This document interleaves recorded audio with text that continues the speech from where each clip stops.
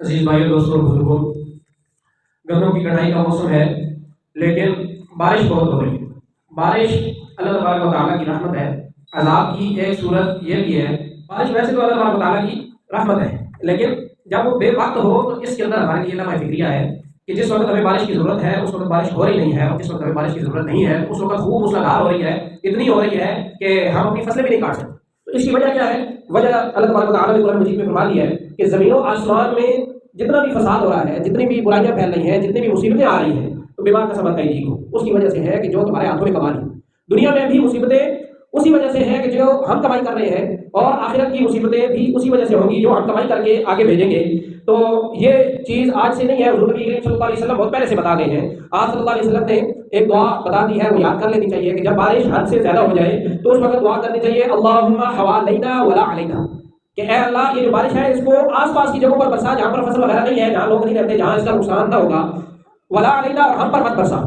اللہم علی الاقام، اے اللہ اس کو ٹیلوں پر، پہاڑوں پر، والاجام، اور وہ جو جگہ ہوتی ہے جو اونچی نیچی جگہ ہوتی ہے جہاں فصل نہیں ہوتی، بندے جیسے پنجابی میں کہا جاتا ہے، بندوں پر، وہاں، والضراب، اور پہاڑوں پر، والاودیہ، اور وادیوں میں، ومنابت الشجر، اور درختوں کے پیدا ہونے کی جگہ پر اس کو آپ برسا دیں تاکہ ہم اس کے نقصان سے بچیں۔ کیوں کہ جو اعمال ہم نے کیے ہیں وہ اعمال آج ہمیں اس حد پر لے آئے ہیں کہ اللہ تبارک و تعالیٰ کا عذاب ہماری طرف متوجہ ہو۔ اب اس میں پھر دو باتیں کہ جب ہم یہ کہتے ہیں کہ جب کسی انسان پر حالات آتے ہیں یا مصائب آتے ہیں تو اس کے اعمال کی وجہ سے آتے ہیں، اشکال اس میں یہ ہوتا ہے کہ انبیاء کرام علیہ السلام پر جو حالات آئے ہیں، جتنی مصیبتیں حضور نبی کریم صلی اللہ علیہ وسلم نے جھیلی ہیں کسی نے جھیلی، حالانکہ آپ صلی اللہ علیہ وسلم کے اعمال میں ذرا برابر بھی کمی نہیں تھی، ذرا برابر بھی کمی نہیں تھی۔ تو اس سے پتہ چلتا ہے کہ کچھ مصیبتیں وہ آتی ہیں انسان کے برے اعمال کی سزا کی وجہ سے، اور کچھ مصیبتیں آتی ہیں اس کے درجات کو بلند کرنے کی۔ تو اب اس بات کی علامت کیا ہے؟ پتہ کیسے چلے گا کہ کسی بندے پر جو مصیبت آئی ہوئی ہے وہ اس کے برے اعمال کی وجہ سے ہے، یا اللہ تبارک و تعالیٰ نے اپنے پاس اس کا کوئی اونچا رتبہ رکھا ہوا ہے جس کی، اور یہ مصیبت پر صبر کرے گا اور اللہ اس کو اپنے پاس بلند کر لے گا؟ اس کی نشانی یہ ہے کہ جب مصیبت آئے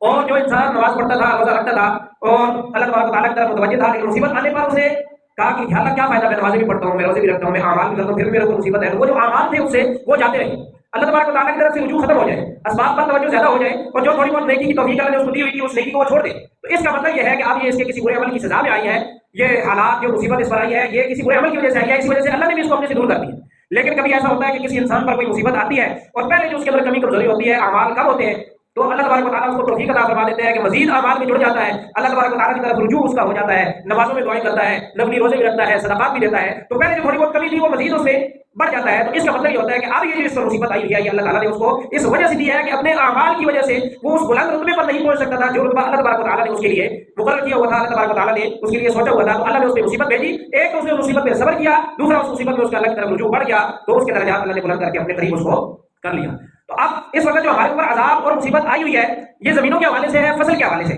ہم یہ غور کریں کہ ہمارے اندر فصل کے حوالے سے اور زمینوں کے حوالے سے کیا کمی پائی جاتی ہے، کون سا ایسا اللہ کا حکم ہے جسے ہم توڑ رہے ہیں، جسے ہم پورا نہیں کر رہے۔ تو اس حکم کو جب پورا کر دیں گے تو اللہ تبارک و تعالیٰ اس کم کے اندر ہمارے لیے برکت پیدا فرما دیں گے، اور اگلے سال ہمارے لیے اس کم کو قلت کو کثرت کے ساتھ، اور اس کثرت کے اندر بھی برکت پیدا فرما دیں گے۔ شرط یہ ہے کہ جو حکم ہم توڑ رہے ہیں اس حکم کو ہم توڑنے والے بن جائیں۔ بہت سارے احکامات ایسے ہیں کہ جو گندم کی کٹائی کے موقع پر یا فصلوں کے موقع پر عموماً زمینداروں کا یہ ہوتا ہے کہ ہمارے کپڑے پاک نہیں رہتے، ہم نماز کیسے پڑھیں، ہم تو مٹی میں لگے ہوتے ہیں، ہم ہر وقت پانی لگا رہے ہوتے ہیں، ہمارے پاس ٹائم نہیں ہوتا، ہم ذرا سے ادھر ادھر ہوں تو پانی یا بڑھ جائے گا یا کم ہو جائے گا، تو ہم اعمال میں کیسے لگیں، اس لیے ہم اعمال میں نہیں لگتے، ہم محنت کرتے رہتے ہیں۔ تو ان بھائیوں کو یاد رکھنا چاہیے کہ حضور نبی کریم صلی اللہ علیہ وسلم نے فرمایا ہے طلب کسب الحلال فریضۃ بعد الفریضہ، کہ حلال کمائی کرنا فرض ہے، لیکن یہ فرض ان فرائض کے بعد ہے جو اللہ نے انسان پر پہلے سے رکھے ہوئے تھے۔ فریضۃ بعد الفریضہ، فریضہ ہے لیکن نماز کے بعد اس کا درجہ ہے، روزے کے بعد اس کا درجہ ہے۔ اسی سے اس اشکال کا بھی حل ہو جاتا ہے۔ بعض اوقات چوکیدار، سیکورٹی گارڈ وغیرہ یہ کہتے ہیں کہ جی ہم تو چوکیدارا کر رہے ہوتے ہیں، اگر فرض نماز چھوڑ دیں تو کیا ہوا، ہم ایک اپنا فرض ادا کر رہے ہوتے ہیں، اپنی ڈیوٹی کر رہے ہوتے ہیں۔ تو بھائی اللہ نے آپ پر یہ فرض نہیں کیا کہ آپ چوکیداری کے ذریعے سے ہی اپنی کمائی کو تلاش کریں، یا ایسے کام کے ذریعے سے جو آپ کو اللہ سے، جو مجھے اللہ سے غافل کر دے، اس کام کے ذریعے سے اللہ نے کمائی کرنے کا حکم نہیں دیا۔ اللہ نے صرف اور صرف اتنا حکم دیا ہے کہ کوشش کرو اپنی طرف سے کمائی کی، باقی اب اس کمائی سے رزق آئے گا یا نہیں آئے گا وہ نتیجہ اللہ کے پاس ہے۔ اسی وجہ سے اللہ تبارک و تعالیٰ نے رزق کی ذمہ داری خود اٹھائی ہوئی ہے۔ وما من دابۃ فی الارض الا علی اللہ رزقها، کہ زمین پر چلنے والا کوئی جاندار ایسا نہیں ہے جس کا رزق اللہ کے ذمہ پر نہ ہو، انسان کے ذمہ پر کوشش کرنا ہے۔ لیکن اب اس کوشش میں ایسی کوشش انسان پر فرض نہیں ہے کہ جس کی وجہ سے وہ اللہ کی جو احکامات ہیں ان سے غافل ہو جائے۔ اللہ نے انسان پر نماز تو فرض کی ہے اپنے وقت پر، اللہ نے انسان پر روزہ تو فرض کیا ہے اپنے وقت پر، لیکن اللہ نے انسان پر یہ فرض نہیں کیا کہ ایسی کمائی کرو جو تم اس نماز سے غافل کر دے۔ اللہ نے ذمہ اٹھا لیا ہے کس بات کا کہ رزق میں دوں گا، کوئی اور کوشش کر لو۔ اگرچہ ہونا یہ چاہیے کہ جو لوگ چوکیدار رکھ رہے ہیں یا کوئی کسی کو ڈیوٹی دے رہا ہے وہ اس طرح سے ڈیوٹی دے، ظاہر سارے مسلمان ہیں کہ اس کے اسلام کے احکامات بھی اس کے فرائض میں سے رہے نہیں، لیکن چلے اگر وہ نہیں کرتا تو پھر آدمی پر لازم ہے کہ وہ ان چیز کو چھوڑ کر دوسری چیز، اب ذمہ اللہ نے لیا ہوا ہے کس چیز کا؟ رزق کا، لیکن جو آخرت کا دار و مدار اللہ نے چھوڑا ہوا ہے کس پر ہے؟ کوشش پر ہے۔ اب کوشش پر کا مطلب یہ ہے کہ انسان اپنی طرف سے عمل کی شکل بنا کر پیش کرے۔ حضرت عیسیٰ علیہ السلام پرندہ بناتے تھے مٹی کا اور اس کے اندر پھونک مارتے تھے، اب اس پھونک کے اندر روح تو نہیں ہوتی تھی، لیکن اللہ تعالیٰ اس پھونک کو روح بنا کر اس پرندے کے اندر ڈال دیتے، پرندہ اڑ جاتا تھا۔ تو اسی طرح سے ہم نے اپنے اعمال کی ایک شکل بنانی ہے، ایک نماز کی حیت بنانی ہے، ایک روزے کی شکل بنانی ہے، تلاوت کی شکل بنانی ہے، زکات اور جتنے بھی فرائض ہیں ان سب کو ادا کرنے کی شکل بنانی ہے، روح اس کے اندر اللہ تعالیٰ ڈال دے گا۔ اللہ تعالیٰ غفور رحیم ہے، بے شک ہے، رحمان ہے، اللہ تعالیٰ کریم ہے اور ذو الفضل العظیم ہے۔ لیکن ایک بچہ گیا پیپر دینے اور اس نے اس پیپر کے اندر کوشش کی ہے اپنی طرف سے کچھ نہ کچھ لکھنے کی، لیکن مکمل طور پر سارا کچھ جو کتاب میں لکھا ہوا تھا، جو استاد نے اس پیپر کے سوالیہ بچے میں پوچھا تھا، وہ حل نہ کر سکا، تو استاد اگر نرم دل والا ہے تو اس کو پاس کر دیتا ہے، لیکن نرم سے نرم ترین استاد ہو اور بچہ پیپر خالی چھوڑ کے آ جائے تو وہ اس کو کسی صورت کوئی نمبر نہیں دے گا، تو الا یہ کہ اس کے پاس کوئی اور سفارش آ جائے۔ اب اللہ تبارک و تعالیٰ نے ہمیں دنیا میں بھیجا ہے پیپر دینے کے لیے، امتحان کے لیے، اور سوالات بتا دیے ہیں کہ یہ آئیں گے، نماز ہے، روزہ ہے، حج ہے، زکات ہے، حقوق اللہ ہے، حقوق العباد ہے، ان کو پورا کر کے آ جاؤ، کچھ نہ کچھ اپنی طرف سے کوشش کر کے آ جاؤ،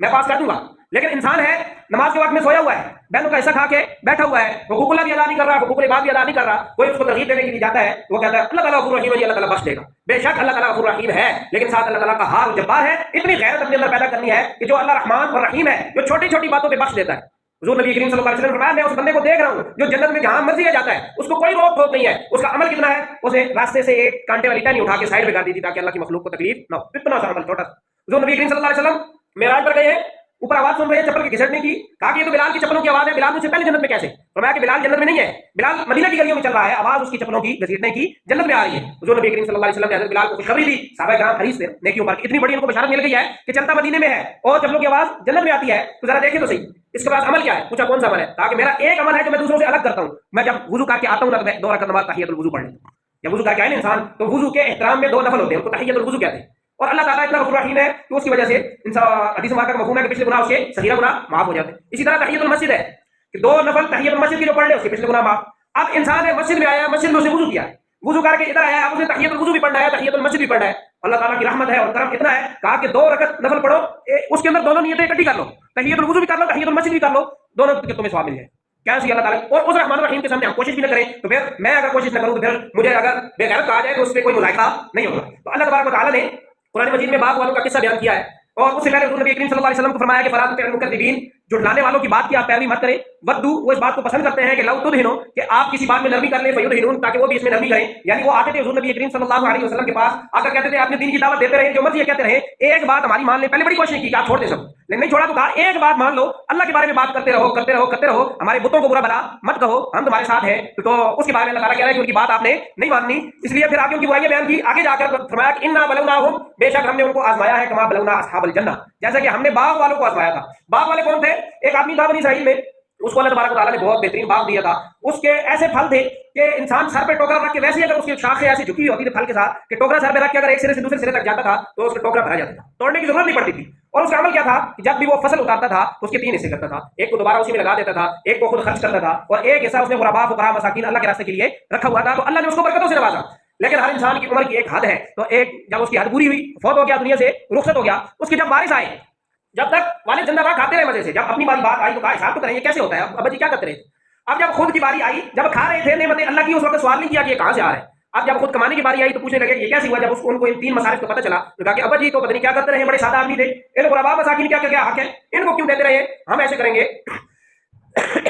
ایسے ٹائم پر فصل کاٹیں گے جب غرباء مساکین سو رہے ہوں گے، صبح صبح اٹھ کے آ جائیں گے، پھل اتار لیں گے، جب وہ آئیں گے ہم کہیں گے دیکھ لو کدھر ہے پھل تو ہے ہی کوئی نہیں، تو رات کو سو گئے اور صبح اٹھے ایک دوسرے کو آوازیں لگاتے ہوئے کہ اٹھو اگر پھل لینا ہے تو جلدی سے چلے جاؤ ورنہ ابھی غرباء فقراء آ جائیں گے، مانگنا شروع کر دیں گے، پھر بندے کو منہ رکھنے کے لیے بھی دینا پڑ جاتا ہے۔ تو وہاں سے چلے ایک جگہ پر پہنچے جس کے بارے میں بتایا گیا تھا کہ وہاں پر آپ کا بہت خوبصورت گھنا باغ ہے، لیکن وہاں تو کوئی بات ہی نہیں ہے، کالی سیاہ زمین، جلے ہوئے درخت، راکھ اڑ رہی ہے، کچھ بھی نہیں ہے، آج بھی وہ جگہ موجود ہے۔ رات کو اللہ تعالیٰ کہتے ہیں فطاف علیہا طائف من ربک وهم نائمون، ان کے اوپر ایک ایسی جماعت طواف کر گئی تھی، اس کے بعد تھا اس پر اللہ تعالیٰ و تعالیٰ کے فرشتے وہاں سے چکر لگا گئے تھے اور اس کو آگ لگا گئے تھے اور ایسا راکھ کر کے گئے تھے کہ ویسے کوئی چیز جل جائے نا تو بعد میں وہاں پر پھر ہوگا آتی ہے، آج تک اس جگہ پر کوئی زمین ہوگی نہیں۔ انہوں نے کہا کہ یہ ہمارے ساتھ، پہلے تو حیران پریشان سمجھ نہ آئے کہ ہم نے یہ کیا کیا، کہ ہمارے ساتھ ہوا کیا ہے، یا تو بہت بڑا باغ تھا، لیکن پھر سمجھ میں آ گئی کہ جو ہم نے نیت بھی غلط کی تھی کہ جب یہ فصل اترے گی تو اللہ کے راستے میں نہیں دیں گے تو اللہ نے ہم سے چھین لیا۔ پھر بارہ انہوں نے اللہ تبارک و تعالیٰ کی تعریف و تسبیح وغیرہ بیان کی، لیکن پھر اس کا کیا فائدہ، ایک دفعہ جب اللہ تبارک و تعالیٰ کا عذاب آ گیا۔ تو اسی طرح امت محمدیہ پر اللہ تبارک و تعالیٰ نے ایک حکم رکھا ہے. ایک حکم تو یہ ہے کہ فرائض چھوڑنے نہیں ہے, زمینداری جتنی مرضی مشکل ہو جائے, ساری رات جاگ کر بھی پانی لگا رہے ہیں تو صبح اٹھ کے فجر کی نماز پڑھنی ضروری ہے. اور اگر سارا دن لگا رہے ہیں تو ایسا انتظام کرنا ہے کہ نمازیں قضا نہ ہو, حقوق اللہ بھی پورے ہوں, حقوق العباد بھی پورے ہوں. ایسے نہ ہو کہ کسی کی بکری تمہارے کھیت میں آئے تو یا بکری ذبح کر لو یا اس کو ختم ہی کر دو, بکری کو مار دو. ایسے نہ ہو کہ تم کسی بھی طریقے سے حقوق اللہ کو, حقوق العباد کو پامال کرنے والے ہو جاؤ. جب پھر اس کے بعد کیا ہوگا, اس کے بعد یہ ہوگا کہ اللہ تبارک و تعالیٰ نے اس دانے کے اندر اگنے کی صلاحیت رکھی ہے. یعنی کسان کیا کرتا ہے, صرف زمین کو پھاڑتا ہے اور اس کے اندر دانا ڈال دیتا ہے. اب اس دانے کے اندر جو چھوٹا سا پودا ہے وہ اس کو نکالتا کون ہے, وہ ایسا کمزور سا پودا ہوتا ہے کہ ہوا کی وجہ سے ادھر سے ادھر ہو جاتا ہے, لیکن وہ زمین کو پھاڑ کے باہر آ جاتا ہے. پھر ایسا ایسا کرتے کرتے تناور ہوتا ہے. پھر اس ایک دانے سے اللہ تعالیٰ سٹا پیدا کرتا ہے. ایک سٹے نہیں, 7 سٹے پیدا ہوتے ہیں. ہر سٹے میں 100 سے زیادہ دانے ہوتے ہیں. یہ سارا کام تو اللہ تبارک و تعالیٰ نے اپنی زمین لیا. انسان نے کیا کرنا تھا, کوشش کرنی تھی, اس نے کر دی. اچھا دنیا کے معاملات میں ہمیں یہ بات سمجھ آ جاتی ہے. ہم زمین میں آل بھی چلاتے ہیں, اس میں کھاد بھی ڈالتے ہیں اور دانا بھی ڈالتے ہیں, پانی بھی دیتے رہتے ہیں, تھوڑی بہت اس کی جتنی حفاظت ہم سے ہو سکتی ہے ہم کرتے بھی رہتے ہیں. تو چونکہ ہمیں دنیا کی باتوں میں یہ باتیں سمجھ آ جاتی ہے تو اللہ تبارک و تعالیٰ نے آخرت کا معاملہ یعنی اللہ کے راستے میں خرچ کرنے کے بعد سکھانے کے لیے اسی کی مثال دی. فرمایا کہ مثل الذین ينفقون اموالهم فی سبیل اللہ, کہ وہ لوگ جو اپنے مالوں کو اللہ کے راستے میں خرچ کرتے ہیں, کمثل حبۃ, وہ اس دانے کی سی مثال ہے, انبتت 7 سنابل, جو کہ 7 خوشے, 7 سٹے, 7 بالیاں اگاتا ہے. فی کل سنبلۃ 100 حبۃ, ہر سٹے کے اندر 100 دانے ہوتے ہیں. اللہ تبارک و تعالیٰ بھی اسی طرح جو بندہ اللہ کے راستے میں مال خرچ کرتا ہے تو 1 روپیہ یا ایک چیز خرچ کرتا ہے, اللہ تعالیٰ اسے 7 سٹے لگاتا ہے, اس میں 100 دانے لگاتا ہے, تو ایک کو بڑھا کے 700 تک لے جاتا ہے سمجھانے کے لیے. تو انسان کو یہ سمجھا دیا لیکن انسان سمجھا نہیں. جب وہ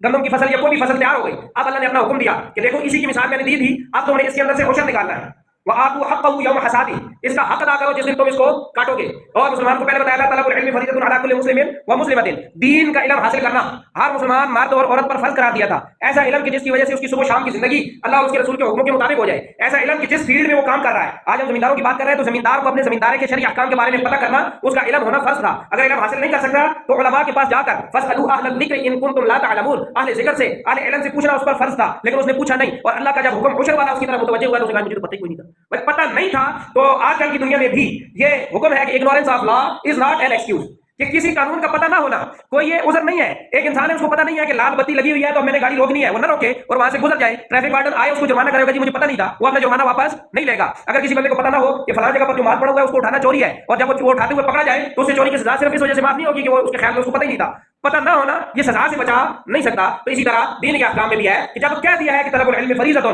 کہ علم حاصل کرنا فرض ہے, تو علم حاصل کیوں نہیں کیا؟ کھیتی کا علم حاصل کر لیا, تمہیں سارا پتا ہے کہ کس موسم میں کون سی کھیتی ہو سکتی ہے, کس زمین میں نے کون سی کھاد ڈالنی ہے, پانی میں نے کتنا کم ڈالنا ہے, کتنا زیادہ ڈالنا ہے, جب آندھی طوفان آ جائے تو میں نے کیا کرنا ہے, اور جانوروں سے اپنے اس کی کھیت کی حفاظت کرنے کے لیے میں نے کیا, یہ سارا علم حاصل کر لیا ہے. وہ جو علم جو ہم نے فرض کیا تھا وہ کیوں نہیں حاصل کیا؟ تو یہ پتہ نہ ہونا کوئی عذر نہیں ہے. اور عشر میرے بھائیوں اس کا عربی کا لفظ ہے, اس کا معنی ہوتا ہے 10. تو چونکہ زیادہ تر زمین دنیا میں بارانی ہے, بارش وغیرہ سے سیراب ہوتی ہے, اس لیے اس کو عشر کہا جاتا ہے. ورنہ بعض زمینیں ایسی ہیں جن کے اندر 10واں حصہ دینا ہوتا ہے 100 میں سے, 40 میں سے 1, اور 100 میں سے 10واں حصہ دینا ہوتا ہے. اور بعض زمینیں ایسی ہیں جن میں 100 میں سے 20واں حصہ یعنی 5 دینے, یعنی 100 کا 10واں حصہ جو ہے, 100 کے اگر 10 حصے کیے جائے, 10 پر تقسیم کیا جائے تو کیا جواب آتا ہے 10. 10واں حصہ کا مطلب یہ ہے. اور 20واں حصہ کا مطلب یہ ہے کہ 100 کو 20 پر تقسیم کیا جائے, یعنی 5%. 5% کے حساب سے عشر نکالنا فرض ہے. تو کس زمین میں 10% ہے, وہ زمین کی جس کو پانی لگانے کے لیے انسان مشقت کرتا ہو, اس نے ٹیوب ویل لگایا ہوا ہو, یا نہر کے ذریعے سے ادھر سے نالیاں نکال کر وہاں سے مشقت کر کے یہاں لا رہا ہو, یا اس نے کنویں رہٹ کے ذریعے سے وہ کرتا ہو, یا موٹر ویسے لگائی ہوئی, جو موٹریں آ گئی ہیں, یا سولر والی موٹر ہے, سولر والا ٹیوب ویل ہے, تو اس میں انسان نے خود کوشش کر کے زمین سے پانی نکال کے کھیت کو دیا ہے. تو اب جب کھیت کی پیداوار آئے گی, چاہے کم ہو یا زیادہ, جتنی بھی ہے, قرآن مجید کا حکم مطلق ہے, وآتوا حقہ یوم حصادہ, جس دن تم اس کی فصل کو کاٹو گے اس کا حق ادا کرنا تمہارے اوپر فرض ہے. آتوا حقہ, اس کا حق ادا کرو, یہ فرض ہے. تو جب قرآن نے شرط نہیں لگائی کہ کتنی ہو, تو پھر اس وجہ سے امام ابو حنیفہ رحمۃ اللہ علیہ کے نزدیک جتنی بھی فصل ہو, چاہے کم ہو چاہے زیادہ ہو, اس پر 10واں حصہ, 5واں حصہ یعنی 5% ادا کرنا ضروری ہے. اور اگر زمین بارانی ہے, اس میں مشقت نہیں کرنی پڑتی پانی لگانے کے لیے, یہ مشقت پانی کے اعتبار سے. باقی مشقتیں لوگ کہتے ہیں جی ہم نے ٹریکٹر لگایا ہے, ہم نے تھریشر لگایا ہے, ہم نے فلاں مشین لگائی ہے, ہم نے فلاں مشین لگائی ہے, تو اس کا اعتبار نہیں ہے, پانی کا اعتبار ہے کہ جس کی پانی میں مشقت ہوگی اس کو 5% دینا ہے, جس کی پانی میں مشقت نہیں ہوگی اس کو 10% دینا ہے. اور یہ دینا کیا ہے, فرض ہے. اور جب ہم اس فرض کو چھوڑ رہے ہیں تو اس چھوڑنے کی وجہ سے آج حالات یہ ہے کہ جب ہمیں بارش کی ضرورت ہوتی ہے تو اس وقت بارش نہیں ملتی, اور جب بارش کی ضرورت نہیں ہوتی تو سیلاب کی صورت میں پانی آتا ہے, جو محنت کر کے لگایا ہوا ہے وہ بھی بہا کے لے جاتا ہے. وجہ کیا ہے کہ اللہ تبارک و تعالیٰ کے احکام اس کاشتکاری کے درمیان بھی ٹوٹ رہے ہیں, اور آخر میں یہ جو اس فصل کا حق تھا اس کو ہم ادا نہیں کر رہے. تو ہم سارے کے سارے اس حق کو ادا کرنے والے بن گئے. ہاں البتہ ایک بات ہے چھوٹی سی, کہ کسی کی فصل اتنی کم ہوئی ہو, وہ 1 سا تک 1.25 کلو تک بھی نہ پہنچتی ہو, تو پھر اس پر عشر ادا کرنا ضروری نہیں ہے. وہ اتنی تھوڑی سی 1 سا ایک مقدار ہوتی ہے, جیسے صدقہ فطر دیا ہم نے, اور جیسے ہم زکات وغیرہ لیتے ہیں تو شرعی پیمانے میں وہ سا 1.2 کلو, یہ جو 1.2 سیر, یہ کیا ہے ہمارے لیے ایک مقدار ہے. اگر اس سے کم ہو تو پھر خیر ہے, پھر اس کو عشر کسی نے کرنا بھی کیا ہے. مویشیوں کے چارے پر بھی, مویشیوں کے چارے پر ویسے ہی ہوتا ہے کہ جو فصل زمین کا فائدہ حاصل کرنے کے لیے اگائی جاتی ہو, زمین کا فائدہ حاصل کرنے کے لیے اگائی جاتی ہو, اس پر عشر فرض ہے. لیکن کچھ چیزیں اس میں ویسے اگاتی ہیں, مثلا गंदम लगाई है और गंदम से हमें भूसा वैसे हासिल हो गया, मकसूद हमारा क्या था कि उससे हमने दाना हासिल करना है, लेकिन भूसा हमें वैसे हासिल हो गया था, भूसे पर औषध नहीं होगा, औषध किस पर होगा, दाने पर होगा। लेकिन अगर गंदम लगाई है और दरमियान में जब वो सब्ज थी चारे की शक्ल में काट के जानवर को डाल दिया है, तब उस पर भी औषध अदा करना लाजिम हो गया, क्योंकि अब यहाँ पर मकसूद क्या हो गया था, चारा हो गया था। इसी तरह अगर कहीं पर खुद घास खुद ब खुद निकल आई है तो उस पर औषध नहीं होता, लेकिन अगर किसी ने चारा खुद लगाया हुआ हो खुद और उसकी हिफाजत का इंतजाम करता हो, तो जब भी वो उसको काटेगा उसका 10वां हिस्सा उसमें से 10% या जितना वो बारानी है या लहरी जमीन है जैसी भी है वो उसके मुताबिक उसमें से औषध अदा करना उसके लिए फर्ज होगा। और खर्चा उसमें से निकालना नहीं, ना बुआई का खर्चा निकालना है, ना बिजाई का खर्चा निकालना है, ना उसको जो थ्रेशर वगैरह लगाया जाता है उसका खर्चा उसमें से निकाल कर फिर औषध नहीं अदा करना। जितनी पैदावार हुई है पहले औषध अदा करना है, खर्चे के बारे में बाद में, क्योंकि औषध लाजिम होता है जमीन की पैदावार पर, ना कि आपकी मेहनत पर। तो जिस जमीन पर दो किस्म का जमीनें हैं जिनसे पैदावार हासिल होती है और अल्लाह ताला ने उसमें अपना हक रखा है। इंसान जब माल कमाते हैं ना तो माल के अंदर भी अल्लाह ने ज़कात की सूरत में हक रखा हुआ है। इंसान की ज़कात, बदन की ज़कात क्या है, रोज़ा है। तो इसी तरह जमीन से जो माल निकलता है उसकी एक ज़कात है, वो ज़कात या उशर की सूरत में होती है या खराज की सूरत में होती है। खराज की सूरत पाकिस्तान में नहीं है, लेकिन वैसे इल्म के लिए रख लें कि जिस जमीन का मालिक मुसलमान हो, जिस जमीन का मालिक मुसलमान हो उसमें से उशर अदा किया जाता है, और जिस जमीन का असली मालिक वो मुसलमान न हो और वो इस्लामी हुकूमत में न हो तो फिर उसमें से खराज निकलता है। उशर की तो फीसद मुकर्रर कर दी पहले से 10% और 5%। खराज जो है ये एक किस्म का टैक्स है, ये टैक्स फिर हुकूमत वक्त अपनी मर्जी से निकालती है। तो ये उछली जो जमीनें हैं वो उसकी कुछ सूरतें हैं। एक सूरत यह है कि या तो इब्तिदान शुरू से ही मुसलमान उसके मालिक चले आ रहे हैं, या फिर यह है कि मुजाहिदीन ने कोई जगह फतह की और खलीफा वक्त ने उनके जिहाद की वजह से जब माल गनीमत तकसीम किया तो उनमें से वो जमीन उनके हवाले कर दी। और तीसरा यह है कि कोई जमीन थी जो ऐसे बंजर बेकार पड़ी थी, उसका कोई मालिक भी नहीं था, तो एक मुसलमान ने हुकूमत वक्त की इजाजत से वो जमीन को आबाद कर लिया, तो आप उस जमीन से जो कुछ निकलेगा उसकी पैदावार पर मुसलमान ने अगर आबाद किया तो क्या देगा, औशर देगा। तो इसको कहते हैं अरबी में इहयाए मवाद। अरब की जितनी भी जमीन है वो सारी की सारी वो उशरी जमीन है। तो जमीनें कितनी किस्म की है, दो, एक को उशरी जमीन कहते हैं, एक को खराजी जमीन कहते हैं। अब मसला जो उशरी खराजी इसलिए समझाया है कि अगर उशरी जमीन में से शहद के छत्ते हो या कोई इंसान शहद लगाता हो और वो उशरी जमीन में पड़ा हुआ हो तो उसमें से भी औशर निकालना लाजिम है। भैया उमर बंदे को ध्यान नहीं होता। इसके अलावा यहाँ पर तो पहाड़ी इलाके लोगों को पता है, चलो रोजे के दरख्त होते हैं, बात जगहों पर लोगों ने खुद नहीं लगाई होते, वहां पर पूरे पूरे जंगलात है, तो वो जो वहां पर जाकर उठा ले उसका मालिक हो जाता है। अब अगर उसने खुद नहीं उगाया लेकिन उसकी पैदावार पर भी औशर लाजिम है। और भी बहुत सारे इसके बारे में मसाइल लिखे हुए थे, वक्त कम है, मसारिफ की तरफ आ जाते हैं कि खर्च कहाँ करना है, देना किसको है। अच्छा, इसमें एक ये है कि वाजिब किस पर है, उसमें इस्लाम शर्त है, मुसलमान होगा तो फिर उसके लिए उशर अदा करना ये लाजिम होगा। और ये देख लें इसमें हमारे लिए कितनी बड़ी इबरत की बात है कि जिसने उशर नहीं देना वो कौन होता है, काफिर, मुसलमान होते नहीं। तो हम मुसलमान होकर काफिर वाले काम क्यों करें, तो उशर जो लोग। अच्छा, इसमें एक बात ये भी है कि हमारे बहुत शहरी इलाका है, शायद लोगों की जमीनें ना हो, कुछ की हो भी, तो बात मकसूद ये होता है कि माशरे में लोगों को मसाइल का पता चले ताकि वो आम हो जाए। अब हम सब की ये जिम्मेदारी है कि हमारे जो रास्ते में जितने जितने लोग हैं उन तक कम से कम एक दफा ये बात पहुंचा दें कि भाई इन मुसीबतों से भी बचना चाहते हो। अगर मुसीबत ना भी आए तो भी, फर्ज तो पहले से था, लेकिन इस वक्त तो मुसीबत आई हुई है कि बारिश बगैर मौसम की हो रही है, तो अगर इन मुसीबतों से दुनिया में भी बचना चाहते हो और आखिरत की मुसीबतों से भी बचना चाहते हो तो मेरे जमींदार भाई जिसके वो रास्ते में तंग नहीं करना, उनको इस सूरत में नहीं बताना कि वो परेशान हो जाए और उल्टा इनकार कर दे, लेकिन समझाने के अंदाज में लाजमी ये बात आगे पहुंचानी है। इसलिए कि हमारे जमींदार भाइयों का सबसे बड़ा उज़र होता ही है कि हमें पता नहीं था, हमें इल्म नहीं था, हम तक किसी ने ये बात पहुंचाई नहीं थी, तो ये बात अब पहुंचानी ये हम सब के जिम्मे हो गया है। हुज़ूर नबी करीम सल्लल्लाहु अलैहि वसल्लम ने खुतबा हज्जतुल वदा के मौके पर सहाबा किराम रिज़वानुल्लाहि तआला अलैहिम अजमईन को क्या बताया था, बल्लिगू अन्नी वलौ आया, अगर एक आयत भी मुझसे सुनो तो उसको आगे पहुंचा दो। फलयुबल्लिग शाहिदुल गाइबा, चाहिए लाजिम है तुम पर जो लोग यहाँ पर मौजूद हैं उनके वो गायब तक ये जो मेरी बातें हैं इनको पहुंचा दें। तो ये मिंबर जो है मिंबर रसूल है, रसूलुल्लाह सल्लल्लाहु अलैहि वसल्लम का मिंबर है, और यानी मस्जिद का जो मिंबर है उसकी मिंबर रसूल कहते हैं। यहाँ से जो बात हो इसको दूसरों तक पहुंचाना हमारे जिम्मे पर लाजिम है। हमें इतनी बड़ी उम्मत क्यों कहा गया है, हुज़ूर नबी करीम सल्लल्लाहु अलैहि वसल्लम की उम्मत है, तो इतनी बड़ी उम्मत है इस वजह से कि हमें नबियों वाला काम दिया गया। वो काम क्या है कि जो कोई अच्छी बात मिले वो आगे पहुंचानी है। अब सबसे बड़ा इसमें इतराज ये होता है तो भाई पहले खुद तो अमल कर लो फिर दूसरों को बताना। तो हदीस मुबारक में ये जो बल्लिगू अन्नी वलौ आया मैंने बताई है, इसमें कहीं है कि पहले अमल करना फिर बताना, और इसमें जो फलयुबल्लिग शाहिदुल गाइब, बल्कि सहाबा किराम ने खुद रसूलुल्लाह सल्लल्लाहु अलैहि वसल्लम से सवाल किया कि या रसूलल्लाह हम कोई बात आपसे सुने और उस पर अमल न करें तो क्या हम आगे पहुंचा सकते हैं, तो आपने कहा बिल्कुल पहुंचा सकते हैं। इसलिए कि रुब्बा मुबल्लिगिन औ आमिन सामिईन, कि बहुत सारे ऐसे लोग कि जिन तक बात पहुंचाई जाती है वो सुनने वाले से ज्यादा हिफाजत करने वाले होते हैं। कि आज अगर हम खुद हमसे अमल नहीं हो रहा, हमने किसी और को दावत दे दी, किसी और को बता दिया, तो क्या हो जाएगा, अल्लाह तबारक व तआला उसके अमल का सवाब बगैर उसके सवाब में कमी की हमें भी अता फरमाए। अगर इससे फर्ज हमारा अदा नहीं होगा, मतलब हमने किसी को औशर के बारे में बताया और हम पर औशर फर्ज था,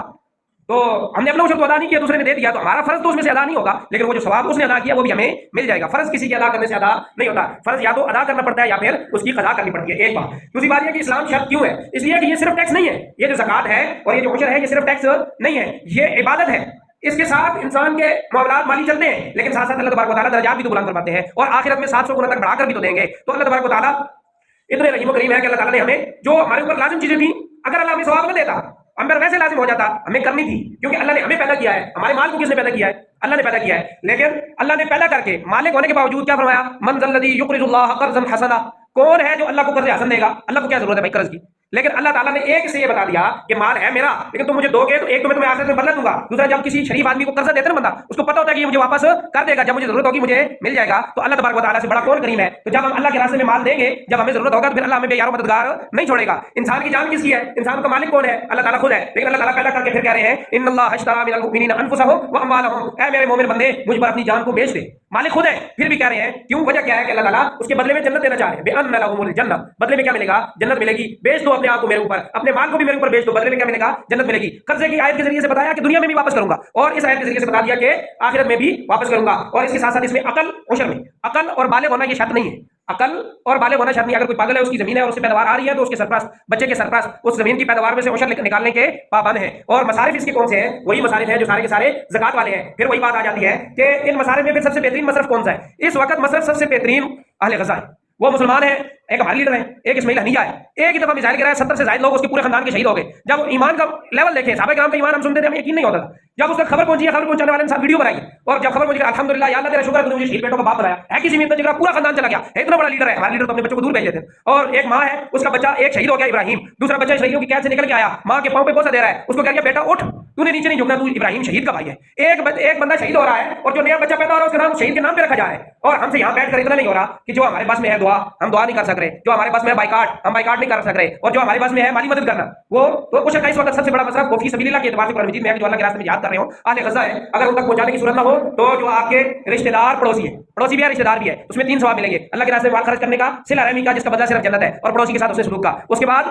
صرف رشتہ دار اس میں 2 ثواب ہیں یہی والے، اور اس کے بعد طالب علم جو اللہ کے راستے میں نکلے ہوئے ہیں اور دین کا علم حاصل کر رہے ہیں۔ آج اگر ہمارے دیے ہوئے مال میں سے وہ مال جو ہم پر دینا فرض ہے، اگر ان کے جسم کا کوئی حصہ پرورش پا گیا اور کل وہ ممبر پہ بیٹھ کے لوگوں کو اللہ کے احکام سنائے گا تو ان سب لوگوں کا ثواب اس کو پہنچے گا، اور اس کا ثواب اس بندے کو پہنچے گا کہ جس نے اس کو مالی امداد کی تھی، عشر دیا تھا، زکات دی تھی۔ تو اس میں بھی 2 فائدے ہیں، ایک اللہ کے راستے میں مال دینے کا، دوسرا اللہ کے دین کو پھیلانے میں معاونت کرنے کا۔ اللہ تعالیٰ اور بھی ہے، ایک یہ ہے کہ ایک آدمی ہے وہ خود مالک نہیں ہے، وہ ٹھیکے پر جو زمین لی ہوئی ہے، اب ٹھیکے پر پھر کچھ لوگ بڑائی پر لیتے ہیں، اس میں پیداوار آدھی آتی ہوتی ہے، تو جس کے ذمہ میں حصے میں جتنی پیداوار آئے گی اس کا عشر اس نے دینا ہے، اور بعض لوگ ہیں جو صرف کرایہ دیتے ہیں، سال کا 4000 8000 10000 جتنا بھی، تو اب جس بندے نے وہ کاشت کی ہے زمین جو اس میں سے پیداوار کھا رہا ہے اس کا عشر اس پیداوار کھانے والے پر ہے، مالک پر نہیں ہے۔ تو مطلب یہ ہے کہ اصول یہ سمجھ لیں کہ پیداوار جس کو مل رہی ہے